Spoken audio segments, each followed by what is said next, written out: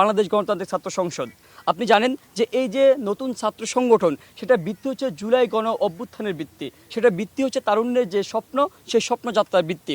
আমরা আমাদের যে নতুন ছাত্র সংগঠন নবযাত্রার শুরুর দিক থেকে প্রথম কার্য দিবসে আমরা আমাদের যে ভিত্তির কথা বলতেছি, সেই জুলাই গণ অভ্যুত্থানে শহীদদের কবর জিয়ারত করার মধ্য দিয়ে আমরা আমাদের আনুষ্ঠানিক, এখানে আমাদের সেন্ট্রাল নেতৃবৃন্দ এবং ঢাকা বিশ্ববিদ্যালয়ের নেতৃবৃন্দ আছেন। আমরা একটা উদ্দেশ্য সকল শিক্ষার্থীবৃন্দকে এবং দেশবাসীকে একটা মেসেজ দিতে চাই, একটা বার্তা দিতে চাই যে আমাদের কাজ ছোট।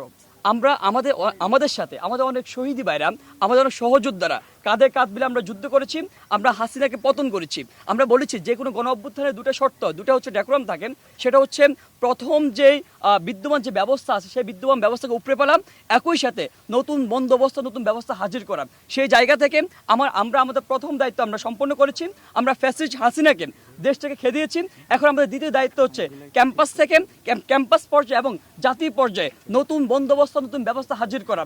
আপনারা জানেন যে নতুন ছাত্র সংগঠন তারা তৈরি হয়েছেন, আবির্ভূত হয়েছেন, সেটা দায় এবং দরদের জায়গা থেকে, দায়িত্বের জায়গা থেকে তারা তাদের দ্বিতীয় দায়িত্ব পূরণ করতে চায়, দ্বিতীয় দায়টা পূরণ করতে চান। তারা ক্যাম্পাস ভিত্তিক যে লেজুর ভিত্তিপনা ছিল, যে দাসত্বের যে কালচার ছিল, যে জিম্মি করে রাখার যে কালচার ছিল, সেই জিম্মি করে রাখার কালচারকে উপড়ে ফেলে দিয়ে নতুন একটা ব্যবস্থা হাজির করতে চায়। ছাত্র সংসদের নামে, ছাত্র রাজনীতির নামে ছাত্রদেরকে ব্যবহার করে, ছাত্রদেরকে ইউজ করে যে বিদ্যমান ছাত্র সংগঠনগুলো যেভাবে দলীয় এজেন্ডা বাস্তবায়ন করতেছেন কিংবা নানান রকম কালাকানুন ব্যবহার করে শিক্ষার্থীকে জিম্মি করে রাখতেছে, সেই জিম্মিপনার বিরুদ্ধে গিয়ে নতুন একটা ব্যবস্থা আমরা হাজির করতে চাই।